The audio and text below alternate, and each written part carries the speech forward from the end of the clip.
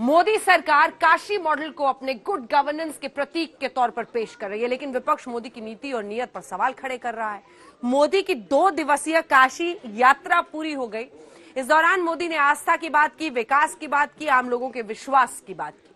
वहीं अखिलेश यादव ने मोदी के काशी दौरे पर तंज कसते हुए व्याख्या की। दिल्ली में राहुल गांधी ने संसद में प्रधानमंत्री की गैर हाजिरी और उनकी सरकार की कार्यशैली पर हमला बोला। यानी मोदी जिस वक्त धर्म की नगरी में थे, ठीक उसी वक्त सभी अपनी अपनी सियासी गगरी भरने में जुटे हुए थे। मोदी ने काशी विश्वनाथ कॉरिडोर के लोकार्पण के दौरान औरंगजेब और शिवाजी का जिक्र छेड़ा, तो उत्तर प्रदेश की चुनावी डिक्शनरी में नए शब्द की एंट्री हो गई। आज पूरे दिन जिन्ना से लेकर औरंगजेब पर तू मैं होती रही। आज हम धर्म और सियासत के आपसी तालमेल वाले विचार के बारे में बात करेंगे। धर्म और सियासत के गठबंधन से क्या होता है और क्या नहीं होता है, इस सियासी प्रयोग के पीछे का फॉर्मूला भी आपको बताएंगे।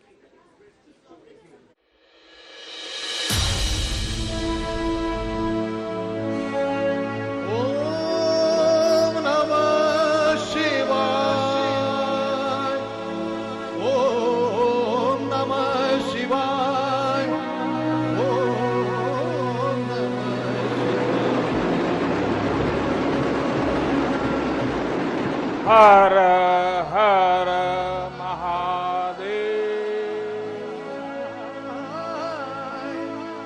बहुत अच्छी बात है। 1 महीना नहीं, 2 महीना, 3 महीना वहीं रहें, अच्छी बात है। वो जगह रहने वाली है, आखिरी समय पर वहीं रह जाता है बनारस में। मोदी की काशी यात्रा से क्या होगा?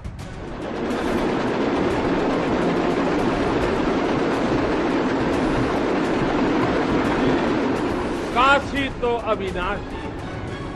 काशी में एक ही सरकार है, जिनके हाथों में डमरू है, उनकी सरकार। काशी मॉडल से 2022 जीतेगी बीजेपी।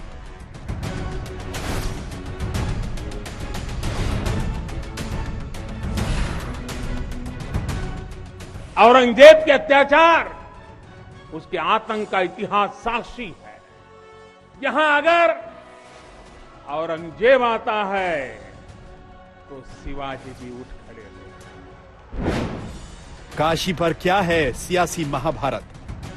दरअसल अखिलेश यादव नहीं बोल रहे हैं, उनके अंदर से जी औरंगजेब की आत्मा बोल रही होगी, जिसने विध्वंस किया था। सत्ता की जो भूख होती है वो आदमी को पागल बना देती है। यहाँ फीते नहीं कट रहे हैं, यहाँ पर जो है वो जमीन पर हकीकत के तौर से जो है वो परिवर्तन दिखाई पड़ रहा है, और उस परिवर्तन से लोग परेशान हो सकते हैं। शुभम करोति कल्याणम आरोग्यम सुख संपदाम मम बुद्धि प्रकाशम च। धर्म की नगरी भरेगी चुनावी गगरी। मोदी के काशी दौरे से उत्तर प्रदेश चुनाव में क्या असर पड़ेगा, आपको थोड़ी देर में बताएंगे। मोदी काशी में थे तो अखिलेश यादव जौनपुर में क्या कर रहे थे, इसके पीछे बड़ा चुनावी समीकरण है। सबसे पहले बात मोदी के मॉडल काशी की करते हैं। दरअसल काशी से दिल्ली रवाना होने से पहले नरेंद्र मोदी विहंगम योग समाज के 98वें वार्षिक उत्सव में पहुंचे। मोदी ने सदगुरु सदाफल देव जी महाराज की प्रेरणादायक जीवनी के बारे में बताया और उस प्रेरणा से कैसे काशी बदल गई, पूरी टाइमलाइन जरा समझिए।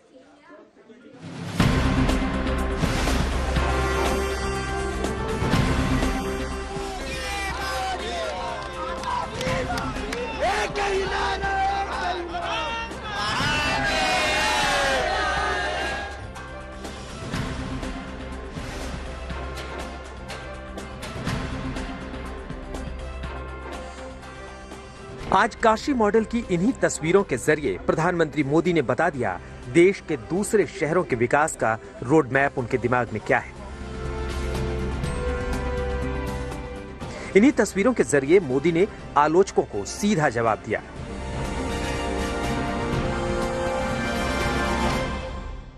आप काशी में अपनी श्रद्धा, अपना विश्वास, अपनी ऊर्जा और अपने साथ असीम संभावनाएं कितना कुछ लेकर आए हैं। आप काशी से जब जाएंगे तो नए विचार, नए संकल्प, यहां का आशीर्वाद, यहां के अनुभव कितना कुछ लेकर जाएंगे। जो बदलाव काशीवासी आज महसूस कर रहे हैं, उस बदलाव की प्रेरणा मोदी को कहां से मिली? इसका उत्तर स्वरवेद महामंदिर के 58वें वार्षिक उत्सव में प्रधानमंत्री ने दिया। स्वाधीनता संग्राम के समय सद्गुरु ने हमें मंत्र दिया था स्वदेशी का। आज उसी भाव में देश ने अब आत्मनिर्भर भारत मिशन शुरू किया है। आज देश के स्थानीय व्यापार रोजगार को, उत्पादों को ताकत दी जा रही है। लोकल को ग्लोबल बनाया जा रहा है। मोदी ने अपने संबोधन में विहंगम योग समाज के संस्थापक महर्षि सदाफल देव का जिक्र किया। वही महर्षि जो संत होते हुए भी आजादी की लड़ाई में शामिल रहे। मोदी ने याद दिलाया, आजादी के आंदोलन में आध्यात्मिक गुरुओं का बड़ा योगदान रहा है। आज जरूरत है उनके योगदान का गुणगान करने का। यहां हर साधक गौरवान्वित है कि उनके पारमार्थिक गुरुदेव ने स्वाधीनता संग्राम को दिशा दी थी और सहयोग आंदोलन में जेल जाने वाले पहले व्यक्तियों में संत सदाफल देव जी भी थे। जेल में ही उन्होंने स्वरवेद के विचारों पर मंथन किया। जेल से रिहा होने के बाद उसे मूर्त स्वरूप दिया। मोदी जिस स्वरवेद महामंदिर में पहुंचे, वो दुनिया का सबसे बड़ा मेडिटेशन सेंटर है। महामंदिर में ही मोदी ने काशी से अपने कनेक्शन की व्याख्या की। जब मैं काशी आता हूं या दिल्ली में भी रहता हूं तो प्रयास रहता है कि बनारस में हो रहे विकास कार्यों को गति देता रहूं। जैसे ही मुझे अवसर मिला, मैं फिर निकल पड़ा था अपनी काशी में। जो काम चल रहे हैं, जो काम किया गया है, उनको देखने के लिए निकल पड़ा था। पुरातन को समेटे हुए नवीनता को धारण करना बनारस देश को नई दिशा दे रहा है।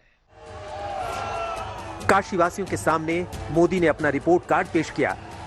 वो रिपोर्ट कार्ड जिसमें उनके प्रदर्शन के अंक दर्ज हैं।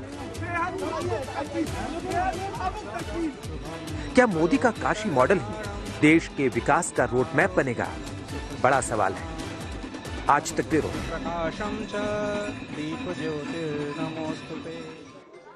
आज काशी में मोदी ने बीजेपी शासित राज्यों के मुख्यमंत्रियों और उप मुख्यमंत्रियों के साथ 4 घंटे लंबी बैठक की है। मीटिंग में पीएम की काशी मॉडल की व्याख्या की और उन्होंने मुख्यमंत्रियों को अपने राज्यों में विकास का रोड मैप बताया है। आज मीटिंग में क्या क्या हुआ, आपको मीटिंग की जरा इनसाइड स्टोरी बताते हैं। काशी प्रधानमंत्री नरेंद्र मोदी का संसदीय क्षेत्र है। वही काशी जिसने मोदी को प्रधानमंत्री की कुर्सी तक पहुंचाया है।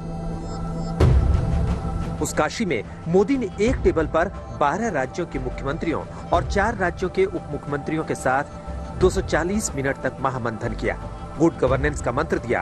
सरल शब्दों में समझें तो काशी मॉडल के जरिए बीजेपी शासित राज्यों को विकास का पूरा रोड मैप समझाया।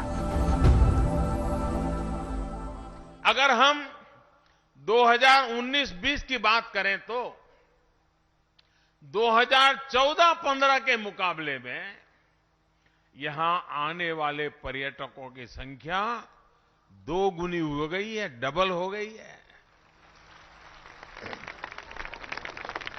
2019-20 में कोरोना के कालखंड में अकेले बाबतपुर एयरपोर्ट से ही 30 लाख से ज्यादा यात्रियों का आना जाना हुआ है।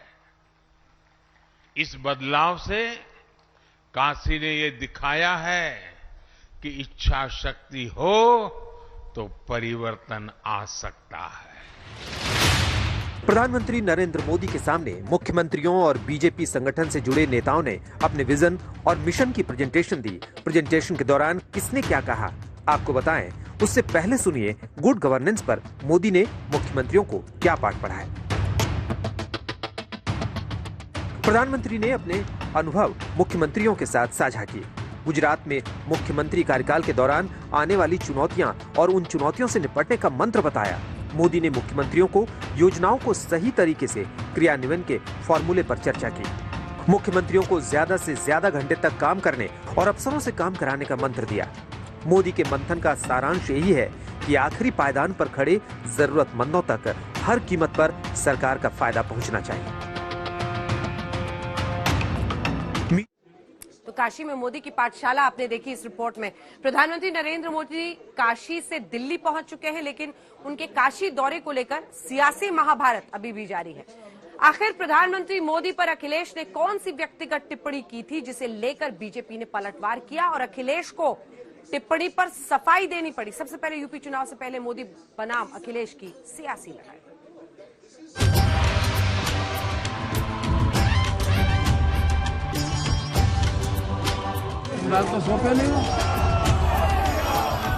अविनाशी काशी में प्रधानमंत्री नरेंद्र मोदी ने प्लान बनारसिया कुछ इस अंदाज में लॉन्च कर दिया कि सियासी जुमलों की घंटियां बजनी शुरू हो गई। जिन्ना के बाद पीएम के संबोधन में औरंगजेब की एंट्री हुई, लेकिन अखिलेश यादव के पीएम पर टिप्पणी पर बीजेपी आक्रामक है।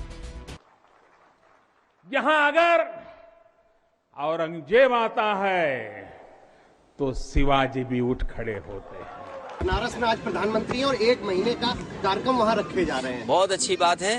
1 महीना नहीं, 2 महीना, 3 महीना वहीं रहे, अच्छी बात है। वो जगह रहने वाली है, आखिरी समय पर वहीं रह जाता है बनारस में। बीजेपी प्रधानमंत्री के खिलाफ अखिलेश की टिप्पणी पर माफी की मांग कर रही है। कई केंद्रीय मंत्री मैदान में कूद पड़े, कहा अखिलेश यादव को हर हाल में माफी मांगनी पड़ेगी। अखिलेश यादव जी इस तरह का बयान देते हैं जो उनके सोच और उनके संस्कारों को दिखाता है। मैं तो कहा कि वो भाग्यशाली है जो गंगा में डुबकी लगाए और महादेव का जलाभिषेक करे, वो भाग्यशाली है। वो क्या जानेंगे सनातन धर्म, गंगा, काशी। इस तरह का बयान देना कि 2 महीने रह ले और अंत में यही आना, ये शब्द बहुत शर्मनाक है। और मुझे लग रहा है कि इसको अखिलेश में यदि जरा सी इंसानियत है तो इस शब्द पर माफी मांगना चाहिए। पीएम के खिलाफ आखिरी समय पर काशी आने वाले बयान पर अखिलेश यादव को विपक्ष का साथ मिल रहा है। विपक्ष ने अखिलेश यादव के बयान पर मोर्चा संभाला और बीजेपी को तोड़ने मरोड़ने वाली पार्टी कह दिया। पॉलिटिकल टर्म खत्म हो रहा है किसी का, उत्तर प्रदेश में सरकार बदलने वाली है, इसको तोड़ मरोड़ कर पेश करने की जो आदत बन चुकी है भारतीय जनता पार्टी की। अब हर हर महादेव और काशी विश्वनाथ की कृपा भी नहीं होने वाली है इनकी सरकार पर। यही बात उसी परिप्रेक्ष्य में सपा के अखिलेश यादव जी ने ये बात कही है। दरअसल जिन्ना और औरंगजेब से भी पहले समाजवादी पार्टी की लाल टोपी पर जंग छिड़ चुकी थी। सुनाते हैं आपको प्रधानमंत्री ने लाल टोपी पर कैसे वार किया था और फिर जवाबी जंग का सिलसिला शुरू हो चुका है। लाल टोपी वाले यूपी के लिए रेड अलर्ट है, रेड अलर्ट। कहने लगे ये मोदी वैक्सीन है, ये बीजेपी की वैक्सीन है, इसको मत लगाना। आजकल मैं उनसे पूछता हूं कैसा लगा मोदी टीका, कैसा लगा बीजेपी का टीका? जल्द ही तुम्हारी लाल टोपी केसरिया हो जाएगी, इसका भी आपने ध्यान रखना, यह भी होने वाला। भारतीय जनता पार्टी नहीं समझ सकती लाल रंग, क्योंकि लाल रंग इमोशन का है, ये हमारे खून का रंग है। क्या भारतीय जनता पार्टी का खून काला है? सियासी वार पलटवार आपने देखा। आज तक ने अखिलेश यादव से एक्सक्लूसिव बातचीत की है। प्रधानमंत्री के काशी दौरे पर उनकी टिप्पणी के बारे में पूछा। हमारी सहयोगी प्रीति चौधरी के साथ अखिलेश यादव की बातचीत का एक अंश आपको सुनाते हैं। अखिलेश जी, आप 70 या 60 किलोमीटर दूर आपसे बनारस में प्रधानमंत्री हैं। उन्होंने बहुत ही ब्रांड दिव्य भव्य इनॉग्रेट किया काशी का, काशी विश्वनाथ कॉरिडोर, वो भी पूर्वांचल में है। आप जौनपुर में सभा पे सभा कर रहे हैं। क्या पूर्वांचल की लड़ाई अब योगी वर्सेस अखिलेश की जगह प्रधानमंत्री मोदी वर्सेस अखिलेश हो गई है? उत्तर प्रदेश की जनता ने भाजपा पे भरोसा किया, बहुमत दिया, यहाँ पर योगी सरकार बनी, और जो योगी सरकार ने काम काज अपमानित हुए लोग, फेक इनकाउंटर्स में नंबर 1, सबसे ज्यादा कस्टोडियल डेथ हुई है, सबसे ज्यादा नेशनल ह्यूमन राइट कमीशन ने नोटिस दिए हैं, सबसे ज्यादा असुरक्षित महिलाएं, बेटियां, माताएं इस प्रदेश में हैं। तो इसलिए ये प्रदेश की जनता नई सरकार चाहती है। चाहे योगी या मोदी, जो भी। सवाल योगी और मोदी जी का नहीं है, सवाल ये है कि उत्तर प्रदेश में योगी सरकार मिलेगी नहीं मिलेगी। और उत्तर प्रदेश की जनता ने देखा है कि डबल इंजन की सरकार, डबल इंजन कैसे एक दूसरे पे टकरा रहे थे और अभी गुजरा है। ये दोनों डबल इंजन की सरकार नहीं है, डबल इंजन एक दूसरे को टकरा रहे हैं। इन्हें जवाब देना पड़ेगा भ्रष्टाचार का जो हुआ है, इन्हें जवाब देना पड़ेगा महंगाई का। आज कमाई आती है और महंगाई दुगनी है, बैंकें डूब रही हैं, सरकारी संस्थाएं बिक रही हैं, तो इसका जवाब भारतीय जनता पार्टी पे क्या है? अखिलेश जी, सफाई में आपने एक बयान दिया था, उस पे बेहतरीन बवाल हुआ है। आपने कहा था कि जो बनारस जाता है वो अपने अंत क्षणों में जाता है। मैं आपसे जानना चाहता हूँ कि अगर बनारस के बारे में आपको कुछ जानकारी है, स्वाभाविक है आप सब बात जानते हैं, बनारस लोग क्यों जाते हैं? आखिरी वक्त सरकार का है, ये सरकार जाने वाली है। समाजवादी पार्टी का और मेरा यही मानना है कि आखिरी वक्त पे कुछ भी कर लेंगे, लेकिन उत्तर प्रदेश का किसान, नौजवान, व्यापारी, हर वर्ग के लोग इस सरकार को हटाना चाहते हैं। इतिहास गवाह है अखिलेश जी कि जब भी प्रधानमंत्री पे मोर्चा बांधा गया है, चाहे चौकीदार चोर हो, चाहे जो भी उनको बोला गया है, जब भी वो उल्टा पड़ा है प्रधानमंत्री पे। भारतीय जनता पार्टी के फैसले और केंद्र सरकार के फैसले जनता को याद हैं। क्या नोटबंदी से काला धन आ गया?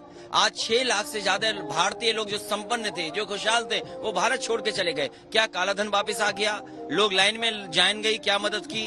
अभी लॉकडाउन हुआ, लोगों की जान चली गई। अभी कोविड आया, हजारों लाशें, चाहे वो बक्सर हो, चाहे बनारस हो, गाजीपुर हो, आपका कन्नौज हो, उन्नाव, लाश बहते देखी हैं। कहाँ थी ये सरकार? क्या सरकार ने गरीब जनता को अनाज छोड़ा था कि नहीं छोड़ा था? तो ये बनारस वाला आपका जो बयान है, ये उल्टा नहीं पड़ेगा चाय वाला जैसे था? देखिए, सवाल बनारस का नहीं है। बनारस किस लिए जाना जाता है? हिंदू समाज में बनारस किस लिए जाना जाता है?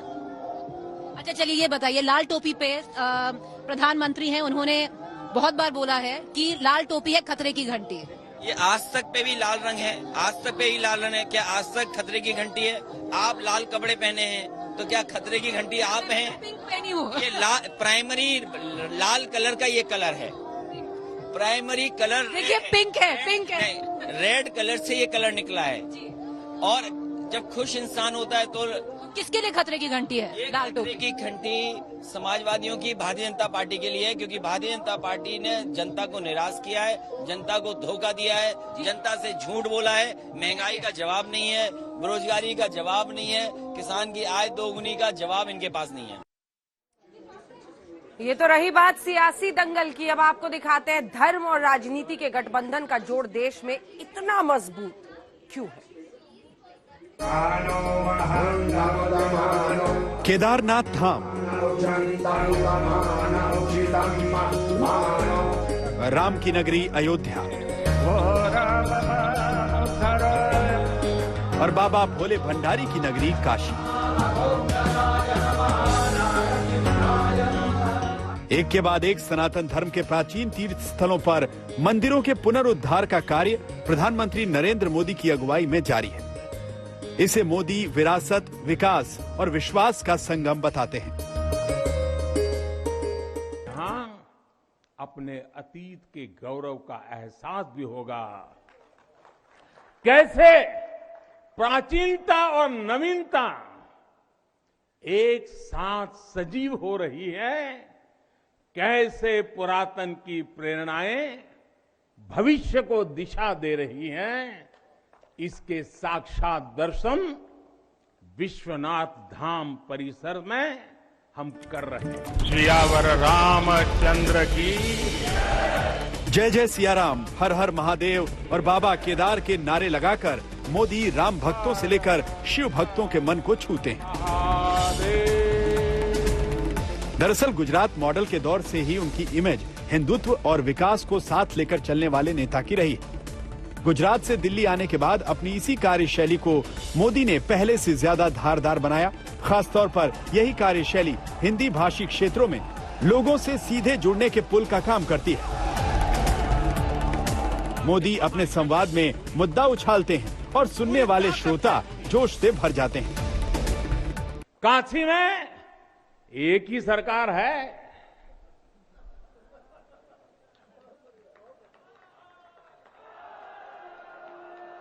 जिनके हाथों में डमरू है, उनकी सरकार है। राजनीति को समझने वाले मानते हैं कि काशी विश्वनाथ कॉरिडोर सिर्फ उत्तर भारत में मोदी को शक्ति प्रदान नहीं करेगा, बल्कि दक्षिण भारत में उनके विस्तार में मददगार बनेगा। विश्वनाथ जी की एक आरती जो है वो तमिलनाडु का एक मंदिर है, वहां पर तमिल बनारस में, काशी में, वहां से आरती आती है और वहां से ये प्रतिदिन का नियम है। और वो एक आरती वहां जो है, जो 5 आरतियां होती हैं उनमें से एक आरती दक्षिण भारत, ये भी एक प्रतीक है। तो ये भी प्रतीक है। जनमानस की चेतना में गहराई पर जड़ें जमाए प्रतीकों को प्रधानमंत्री मोदी बहुत अच्छे से समझते हैं। यही वजह है कि तीर्थ स्थलों का कायाकल्प उनकी पहली प्राथमिकता में रहा है। मोदी के आलोचक इसे चुनाव और हिंदुत्व के चश्मे से देखते हैं, जबकि सनातनी धर्म के अनुयायी इसे विरासत और संस्कृति के विस्तार के रूप में देखते हैं। तीर्थ स्थलों पर मोदी की वेशभूषा, विधिवत पूजा अर्चना की मुद्रा और यहाँ तक कि माथे पर लगा त्रिपुंड, गले में रुद्राक्ष उनकी भक्ति के धागे को आम लोगों से जोड़ने का काम करता है। राजनीतिक विश्लेषकों के अनुसार पूरा राष्ट्र मोदी की छवि में एक शक्तिशाली हिंदू नेता को देखता है, जो हिंदू धर्म पर गर्व महसूस करता है, जो विश्व पटल पर भारत की पुरानी सभ्यता और संस्कृति का ब्रांड एम्बेसडर है। धर्म के विषय में मोदी आलोचना की परवाह नहीं करते। यही वजह है कि चाहे हिंदू मंदिरों के निर्माण या पुनर्निर्माण की बात हो या फिर नई संसद के भूमि पूजन की, मोदी वही करते हैं जो उन्हें सही लगता है। वैसे प्रतीकों की राजनीति बीजेपी को सूट करती है। 2014 के बाद 2019 में मोदी ने न सिर्फ अपनी जीत को रिपीट किया, बल्कि पहले से ज्यादा सीटें जीतने का इतिहास रचा। दूसरी पारी में मोदी ने देश के 2 प्रमुख तीर्थ स्थलों का लोकार्पण किया, केदारनाथ धाम और काशी विश्वनाथ। वहीं अयोध्या में भव्य राम मंदिर की आधारशिला रखी, जो 2023 तक बनकर तैयार हो जाएगा। साफ है, मोदी की लाइन एकदम क्लियर है। ये प्रतीक सिर्फ प्रतीक नहीं है, बल्कि ये संस्कृति, सियासत और सभ्यता की एक गहरी पैठ तक जाते हैं और एक ऊंचाई तक एक मंदिर बनाते हैं। इसी मंदिर को लेकर बीजेपी शुरू में भी आगे बढ़ी, आगे भी इसी मंदिर का सहारा है। संजय शर्मा, दिल्ली, आज तक। और अब बात स्पेशल रिपोर्ट में ओमिक्रॉन की। जी हां, ओमिक्रॉन ने एक बार फिर से देश और दुनिया को डरा दिया। अभी तक इस वेरिएंट से दुनिया भर में 8,500 से ज्यादा लोग संक्रमित हुए हैं। ओमिक्रॉन से संक्रमित होने वाले लोगों की सबसे अधिक संख्या ब्रिटेन में है, जहां पर 3100 लोगों को इस वेरिएंट ने अपना शिकार बनाया है। लेकिन अब भारत में जितनी तेजी से ओमिक्रॉन के केस बढ़ रहे हैं, वो न सिर्फ चिंताजनक है, बल्कि अब बेहद सावधान रहने की भी जरूरत है।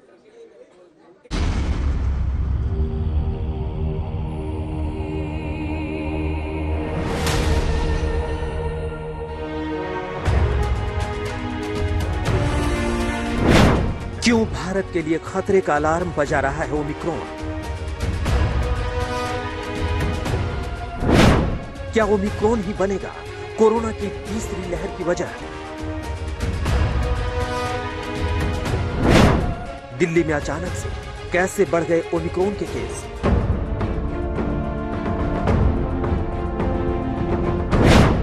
मुंबई में करीना कपूर के कोरोना पॉजिटिव होने से क्यों मची खलबली?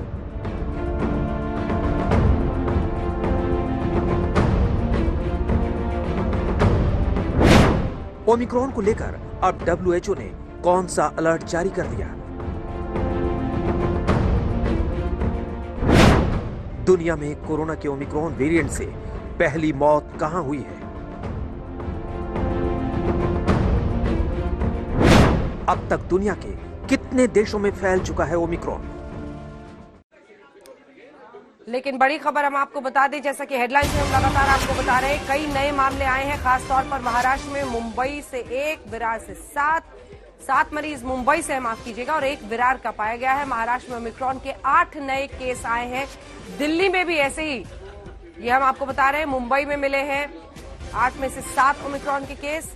वैसे ही विरार में मिला 1 केस, दिल्ली में भी केस। महाराष्ट्र में कुल आंकड़ा अब 28 पहुंच गया है।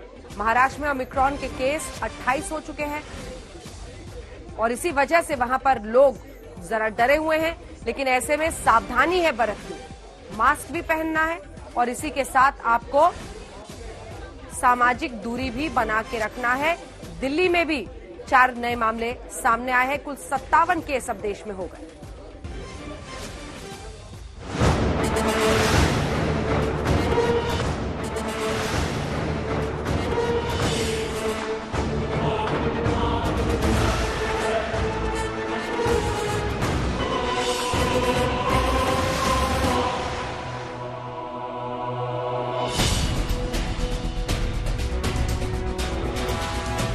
कोरोना वायरस का नया वेरिएंट ओमिक्रॉन को लेकर देश की राजधानी दिल्ली पहले से ही हाई अलर्ट पर थी। एयरपोर्ट पर विदेश से आने वाले तमाम यात्रियों पर तगड़ी निगरानी रखी जा रही थी। उसके बाद भी दिल्ली में ओमिक्रॉन का जैसे विस्फोट सा हो गया है। जी हां, दिल्ली में एक साथ ओमिक्रॉन के 4 केस आ गए और इसी तरह से दिल्ली में ओमिक्रॉन से संक्रमित मरीजों की संख्या एकदम से बढ़कर 6 हो गई है।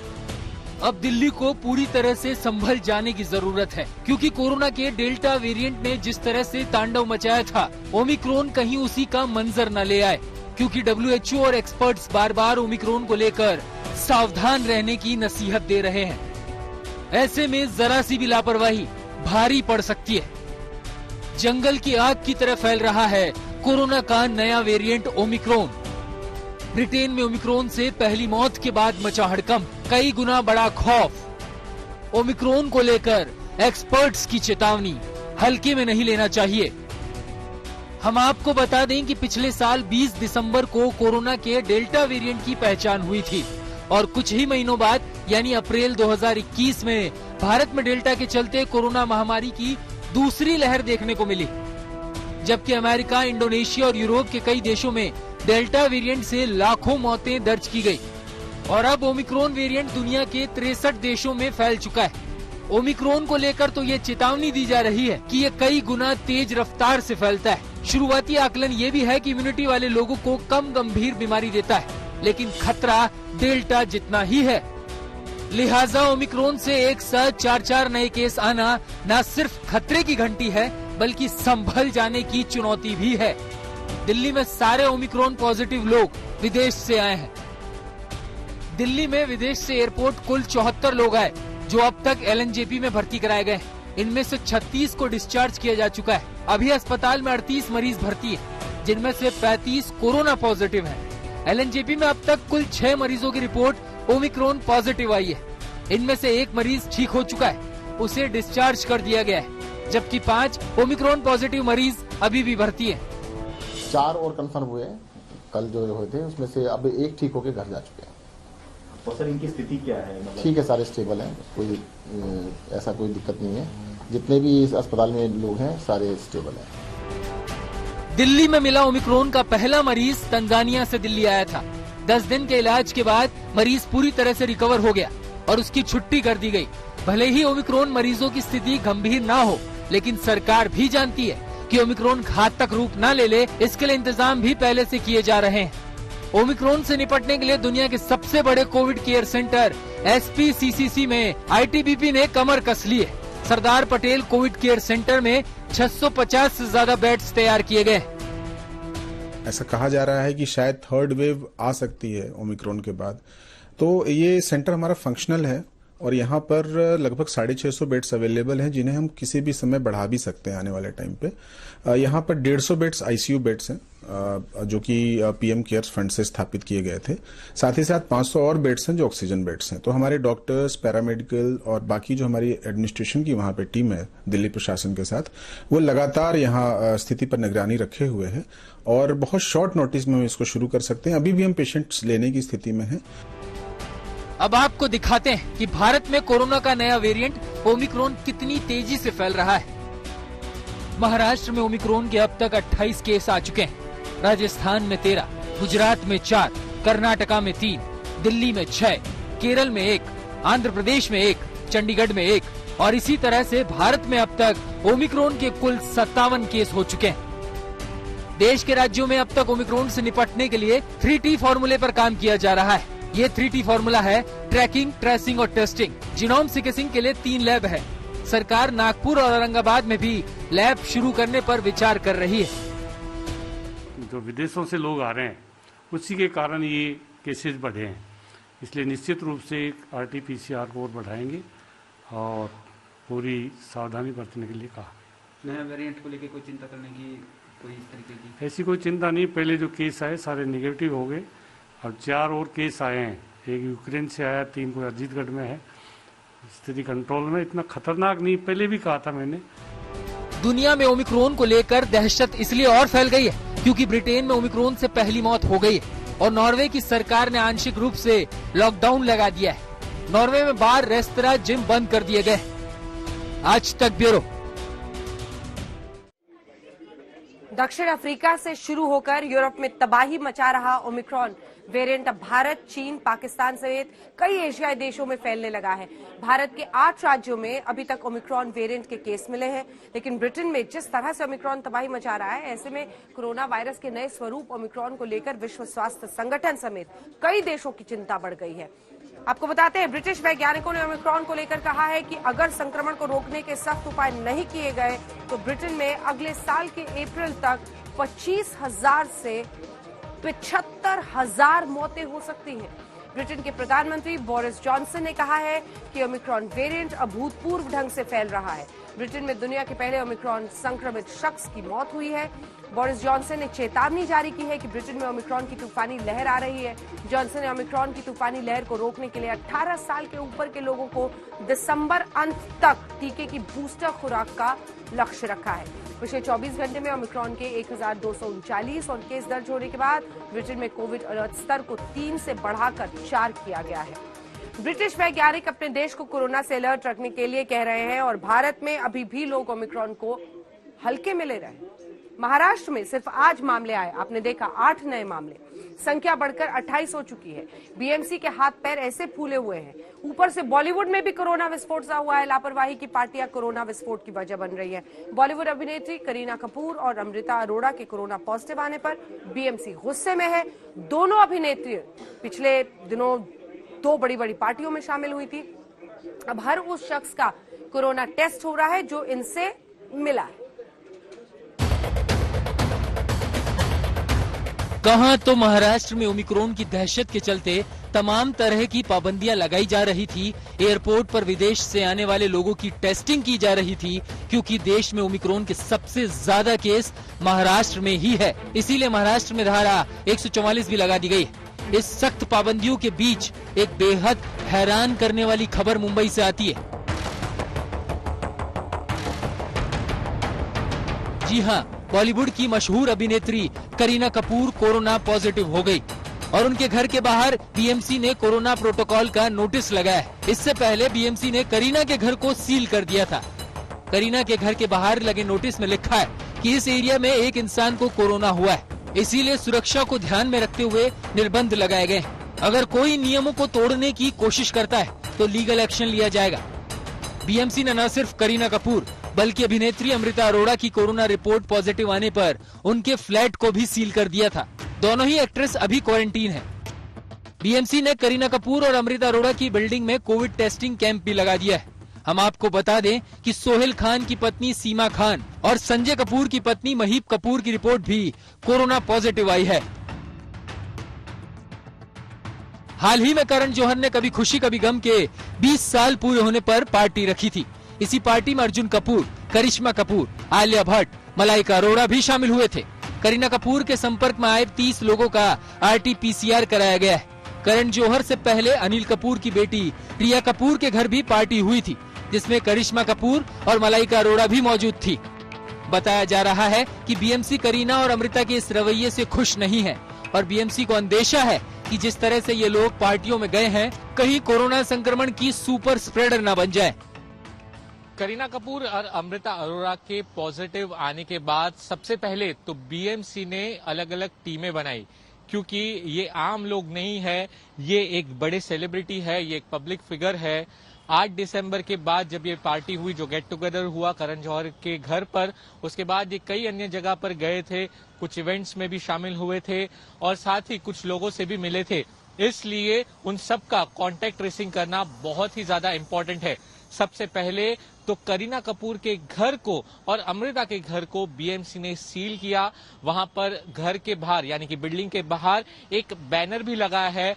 बैनर में ये लिखा है कि इस बिल्डिंग में एक शख्स कोरोना पॉजिटिव आया है और सारे बिल्डिंग मेंबर्स को अब अपना आरटीपीसीआर टेस्ट कराना चाहिए और इसी के चलते इस पूरे बिल्डिंग को सील किया जा रहा है।